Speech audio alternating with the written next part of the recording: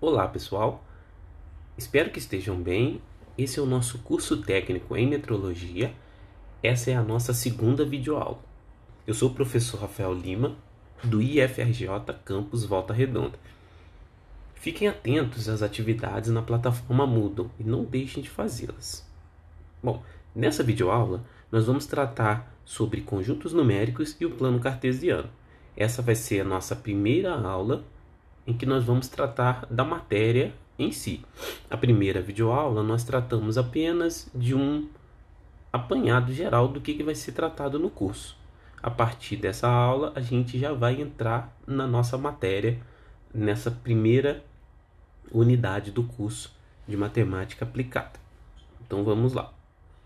Primeira coisa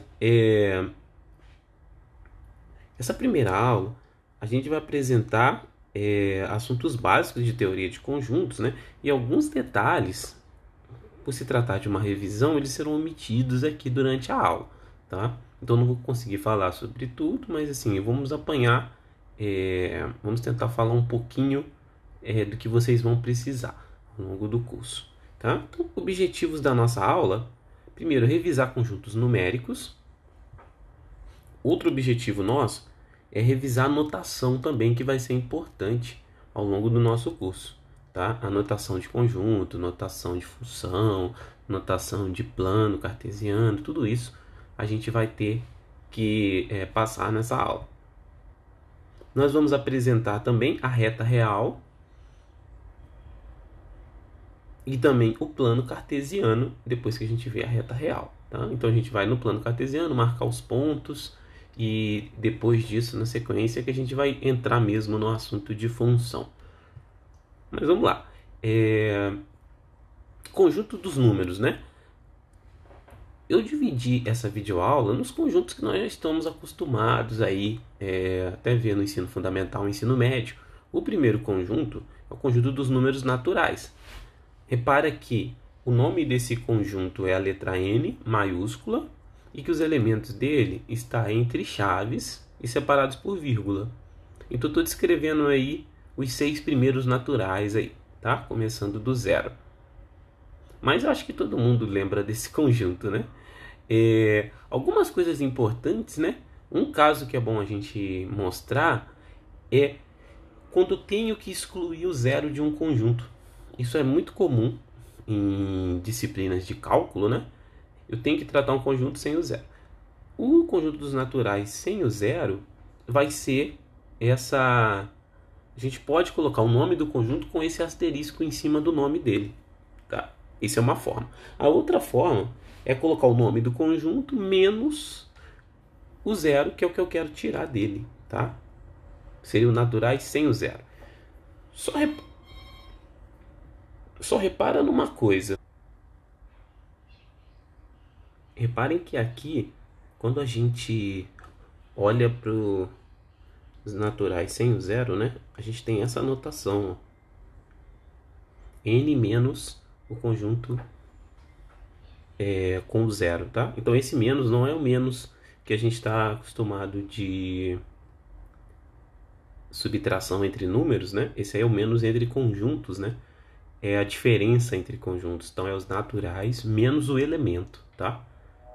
Não tem muito sentido de subtração, tá? Tem de subtração de retirar o elemento do conjunto, tá? Mas é só uma notação. Então quando eu quiser tirar um elemento do conjunto, os naturais menos o 1, tirando 1, eu posso escrever assim, ó, naturais, e aí eu tiro o 1 ali de dentro, tá? Então só uma notação.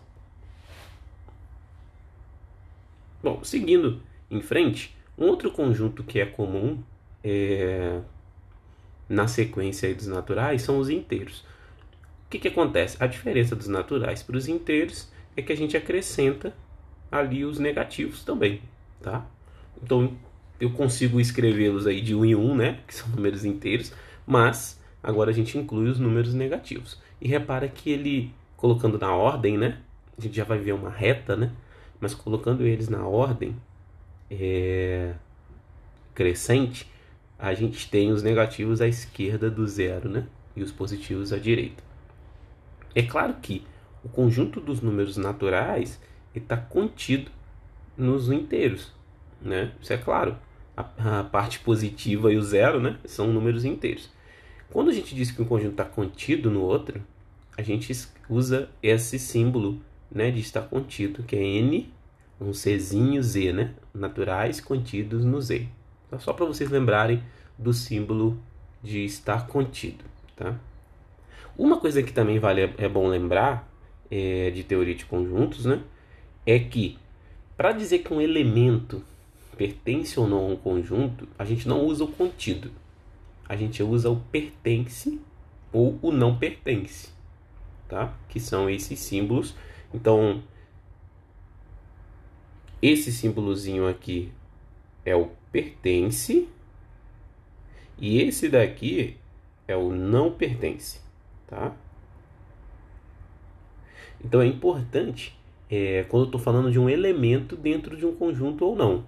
Exemplo, o 10. O 10 pertence aos naturais. O menos 10 não pertence aos naturais. Mas o menos 10 pertence aos inteiros. Ele é negativo, né, e é inteiro. Agora, 5 terços não pertence aos inteiros. Ele é uma fração não inteira, tá? Outros conjuntos que é importante a gente relembrar aí da teoria de conjuntos, né, são subconjuntos positivos e negativos de um conjunto. Então, por exemplo, o Z, que é os inteiros, a gente pode chamar os não negativos, né? Se a gente tirar os negativos dele e colocar só do zero para frente, é só escrever o nome do conjunto e colocar um sinalzinho de mais aqui. Então esse sinalzinho de mais quer dizer que você está tratando do zero e dos positivos. Se eu colocar um sinalzinho de menos, eu estou tratando do zero e dos negativos, tá? Que são os não positivos que a gente chama. É para abreviar um pouco a escrita, né? Então se aparecer um conjunto com sinal de mais, é do zero para frente. Se aparecer um conjunto com sinalzinho de menos, é do zero para trás. Isso é para qualquer conjunto, tá? Bom, na sequência dos inteiros, aumentando a nossa quantidade de números, a gente aprendeu lá no ensino médio, ensino fundamental, o conjunto dos racionais. Quem são os racionais? Os racionais, lembrando aí, são todos os números que podem ser escritos como fração. Ou seja, o que é uma fração? É uma divisão de dois números inteiros. Exemplo, 2 terços, menos 3 meios, 1 sexto, 1 quarto. Tudo isso é uma fração tradicional aí que a gente já conhece. O 2, o menos 7, eu coloquei aqui como exemplo para chamar a atenção de que os inteiros também são fração, tá? Mesmo que de forma meio camuflada ali, mas eles são uma fração. Por exemplo, quando eu coloco o número 2, o 2 ele é a mesma coisa do que 2 dividido por 1. O 7 negativo ele é a mesma coisa que menos 7 dividido por 1. Então a gente pode dizer que os inteiros também são fração, que o denominador é 1, tá? Por que isso, né? Isso para a gente lembrar o fato de que os inteiros eles estão contidos nos racionais, tá? Então tudo que é inteiro entra nessa categoria de fração, só que a gente nem costuma chamar eles, né? Porque o denominador é 1, né? E a gente não escreve, né? Quando o denominador é 1, tá? De uma forma geral, quem são as frações? Matematicamente falando, seria esse conjunto vermelhinho que está embaixo. As frações vão ser o conjunto de números A e B, A dividido por B, onde o A é inteiro e o B é inteiro, tá? A única coisa que eu estou chamando a atenção aqui é que o B não pode ser zero. Então o denominador nunca vai ser zero, tá? Então fração vai ser tudo que é divisão de dois números inteiros. Esse vai ser o nosso conjunto Q, que são os racionais. Uma coisa que não existe, né, que eu acabei de falar, são frações cujo denominador é zero, tá? Isso não existe aí no conjunto nos conjuntos que a gente vai trabalhar, tá? Então a única coisa que vocês não vão ver é denominador zero, tá? Bom, quase fechando aí os nossos conjuntos, eu falei das frações, mas a gente tem coisas que não é fração. Tudo aquilo que não pode ser colocado na forma de fração são os números irracionais. tá? Num lado a gente tem um racional, do outro lado tem os números irracionais. Vocês lembram de algum número irracional? O mais famoso deles, né, que a gente aprende no ensino médio, é o π, que é aproximadamente esse valor aí, 3,141592, com algumas casas decimais. É importante para a gente aqui é só saber que ele é um irracional e aproximadamente 3,1, tá? A gente não vai focar muito nessas quantidades de casas aí não. Eu coloquei essas casas para mostrar que isso é infinito, essas casas decimais do π, e ela não é uma que a gente chama de dízima periódica, né? Ela é uma dízima não periódica, não existe um período desses números que se repetem aí, esses números que vão aparecendo depois da vírgula, não tem um padrão, tá? Depois do 3 pode ser qualquer número, tá? Que eu também não sei. Só olhando na calculadora pra gente conseguir fazer o π com mais casas, tá? O π é o comprimento de uma circunferência dividida. Aqui tá pelo raio, mas na verdade é pelo diâmetro, tá, gente? É o comprimento da circunferência dividida pelo diâmetro dessa circunferência, tá? Tem um errinho aqui, mas ó, você pega uma circunferência e divide pelo diâmetro dela, tá? Se eu fizer toda a circunferência, vai dar o valor de π. Não essa minha aqui que tá meio torta, né? Mas qualquer circunferência que vocês pegarem e dividir pelo diâmetro, vai dar aproximadamente 3,14, tá? O diâmetro seria essa medida aqui, ó, tá? Bom, mas isso não é assunto importante pra gente. Outros tipos de racional são as raízes não exatas. Por exemplo, raiz de 2, raiz de 3, raiz cúbica de 5. Tudo isso é irracional, tá? Todas as raízes que não dão um número exato vai dar um número irracional, ok? Bom, finalmente, para fechar os nossos conjuntos, nós temos o conjunto dos números reais. Quem são os reais? Os reais vai ser a união de tudo que eu já falei aqui, racional e irracional. Então, se eu pegar o meu R, né, que vai ser os reais, vai ser o Q das frações, união com os irracionais, que são todas aquelas raízes, todos aqueles conjuntos lá, tá? Esse símbolo aqui que eu coloquei no meio é o símbolo de união, para lembrar vocês. Eu estou juntando os elementos racionais dos irracionais, tá? Aqui eu coloquei só um diagramazinho para mostrar para vocês todas essas relações que eu acabei de falar, tá? Então vamos lembrar aqui, quais números que a gente tratou? O menor conjuntinho que a gente fez foi os naturais. Eu vou dizer que os naturais estão aqui dentro, ó. Então aqui estão os meus naturais.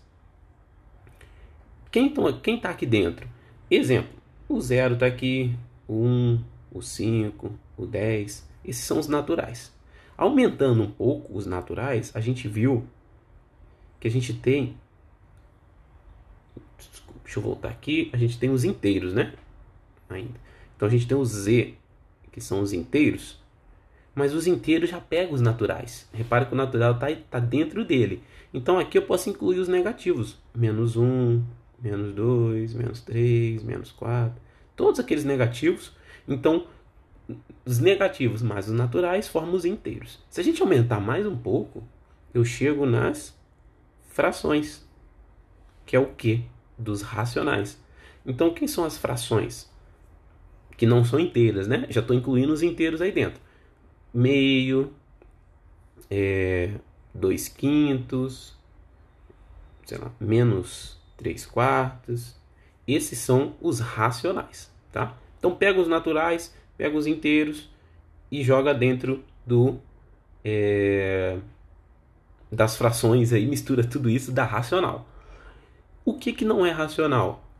É os números irracionais, que a gente acabou de ver, tá? Quem são os irracionais? É o π, é a raiz de 2, é a raiz de 3 e por aí vai, tá? Então, a gente tem esses conjuntos, eu só coloquei esses diagramas para vocês terem uma ideia, né, de quem está dentro de qual.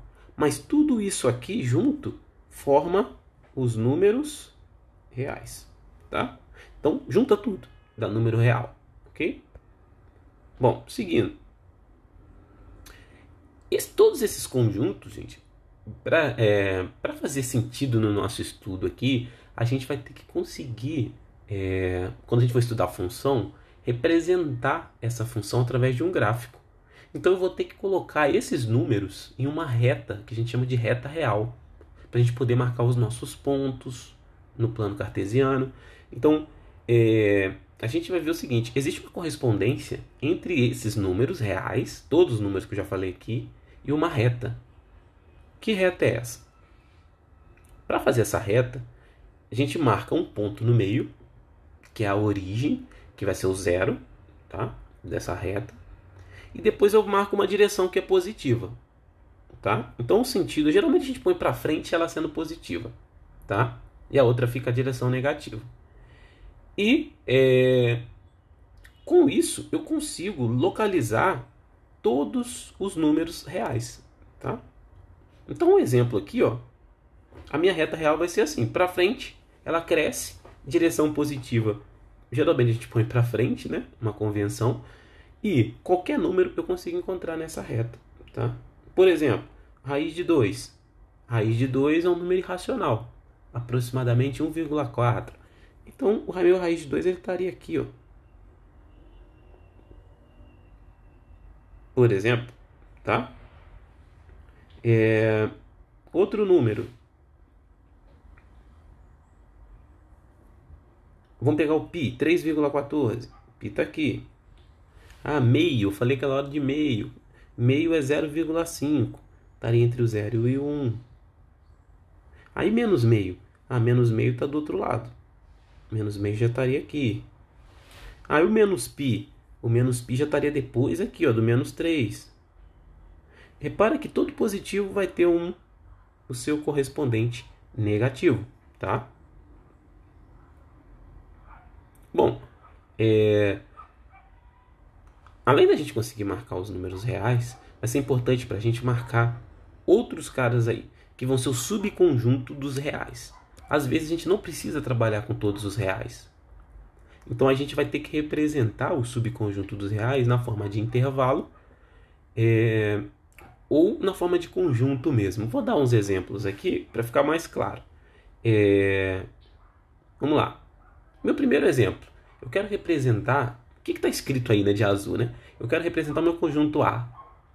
Ele vai ser todos os reais, onde o meu x, né, que são todos os reais, ele tem que ser maior ou igual a menos 1. Esse símbolo aqui é de maior.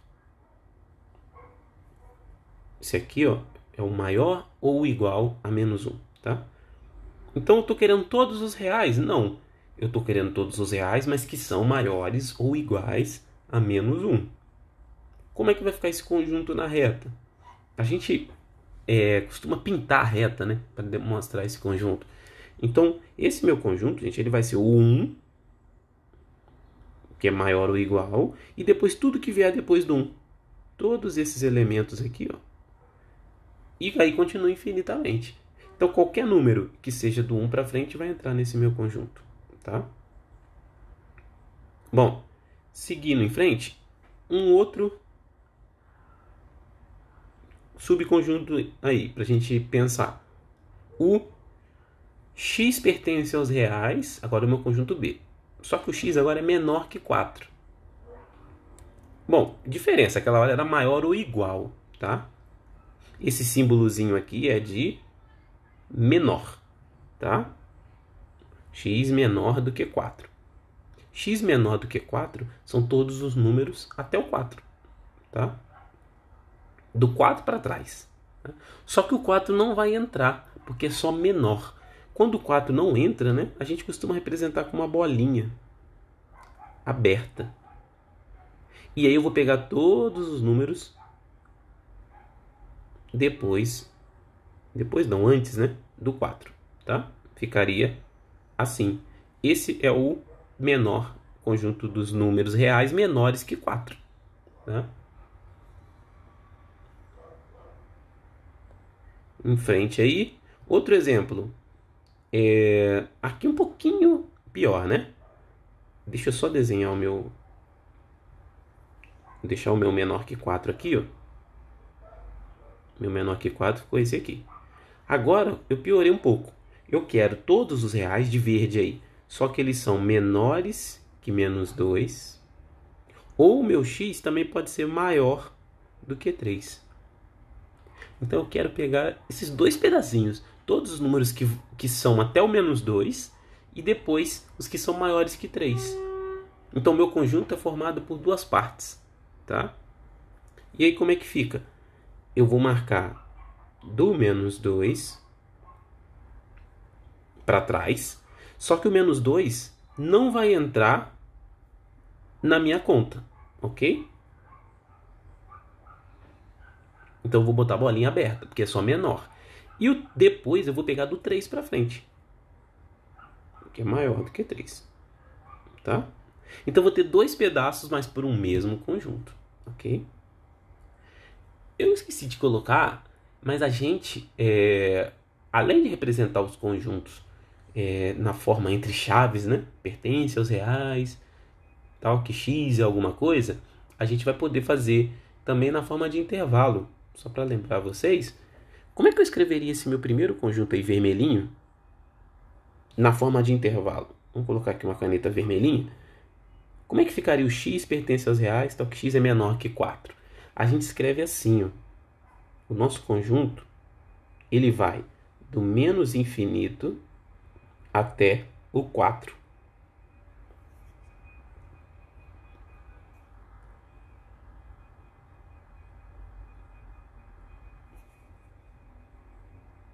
Ele ficaria assim, ó. Ok? O que eu estou querendo dizer? Eu estou pegando todos esses elementos aqui, ó. Do menos infinito até o 4. Menos infinito quer dizer que é a esquerda infinitamente, né? O negativo aí continua, tá? E a outra coisa que é importante, eu não estou considerando o 4. Quando eu não considero um número, eu coloco parênteses na notação do conjunto, tá? Então, por isso que aqui, ó, esse parênteses significa que o conjunto é aberto. Nessa extremidade aqui, tá? Então, aberto significa que o 4 não entra. Entra antes do 4, tá? E esse meu conjunto verde? Como é que fica? Repara que aqui, ó, eu preciso representar esse primeiro pedaço e esse segundo pedaço. Esse primeiro pedaço, ele vai ser do menos infinito até o menos 2, tudo parênteses, tá? E aí a gente coloca, em matemática, a gente chama de união, e depois o outro intervalo, do 3 para frente, tá? Então, basicamente é isso. Do menos infinito até o menos 2 e do 3 até o mais infinito, tá? Seria esse meu intervalo representado, esse meu conjunto representado na forma de intervalo, ok? Vamos voltar lá no exemplo anterior, que eu esqueci de colocar aqui. Como é que ficaria esse conjunto na forma de intervalo? Então, na forma de intervalo, nós teríamos o seguinte. Lembra que esse conjunto era do menos 1 para frente? Ele ficaria... Como aqui o menos 1 é maior ou igual, eu coloco um colchete, tá?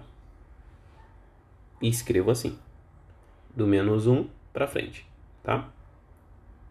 Isso é só notação. Esse colchete aqui é de fechado, tá? Tudo bem? Aonde tiver colchete, quer dizer que o conjunto é fechado ali, está contando aquele número. E onde não estiver contando, eu vou colocar parênteses, tá? Eu vou começar ou terminar com parênteses. E no infinito é sempre aberto, tá?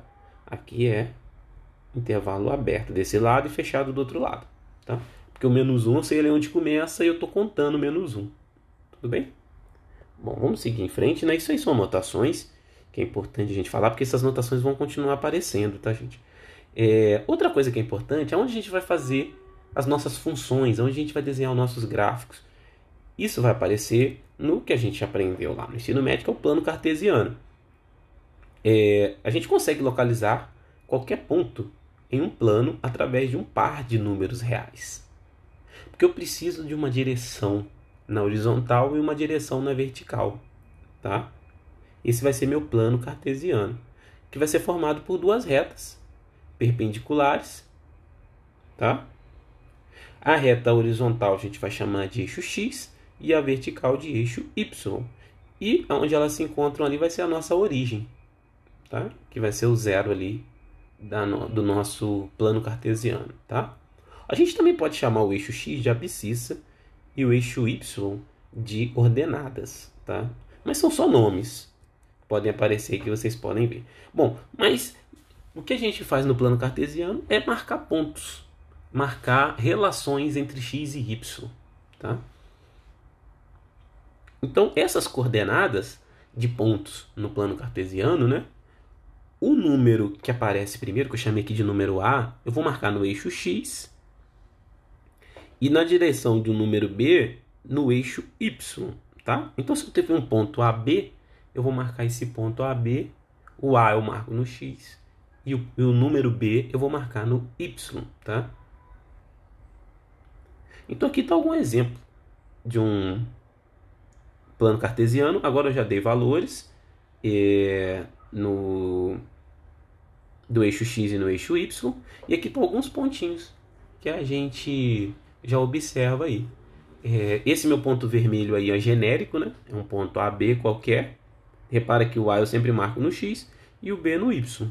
Tá? Então, alguns pontos importantes aí, tá? Repara que eu deixei uma observação, é que os pontos sobre o eixo Y, eles têm a primeira coordenada 0.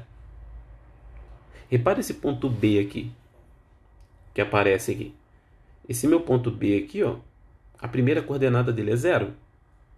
E a segunda coordenada é -2. Então, onde que ele está localizado? Ele está localizado no eixo Y, só que no valor -2. Tá? Porque o X dele é 0. Ele não vai nem para a esquerda nem para a direita. Tá? E os pontos sobre o eixo X, eles têm a segunda coordenada dando 0.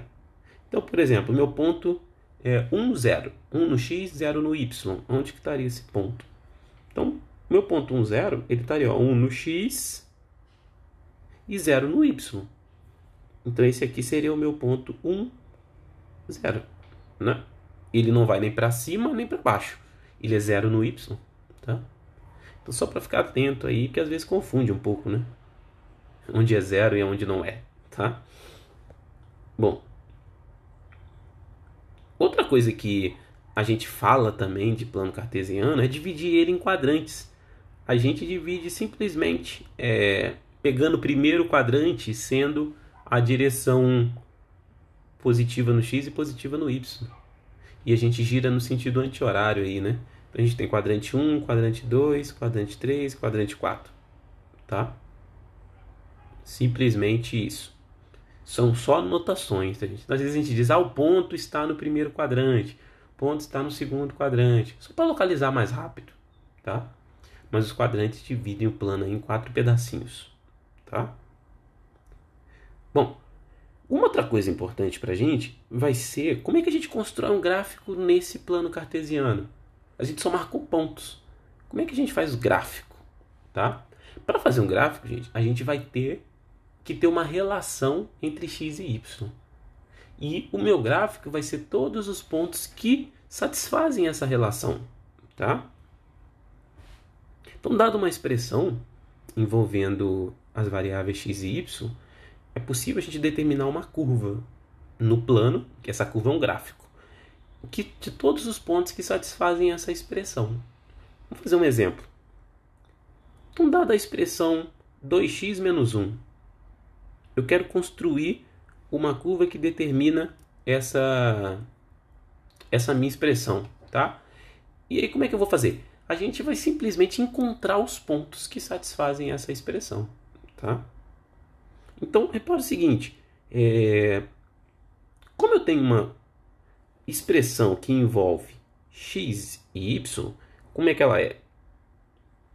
Ela é 2x menos 1. Se ela é 2x menos 1, então o que eu sei? Eu vou jogar valores no x para tentar encontrar valores no y, tá? Isso já vai me dar meus pontos. Qual é o valor de x que eu vou usar? Eu posso usar qualquer valor, tá? E claro que eu vou usar uns valores aqui que a gente vai conseguir desenhar, porque o nosso plano tem uma limitação aqui de posição. Mas eu poderia jogar qualquer valor. Só para a gente entender que pontos são esses. Então, vamos supor que o x... Eu estou supondo, tá, gente? Que eu quero encontrar um ponto que o x é menos 1. Substitui ali na conta. Como que ficaria isso?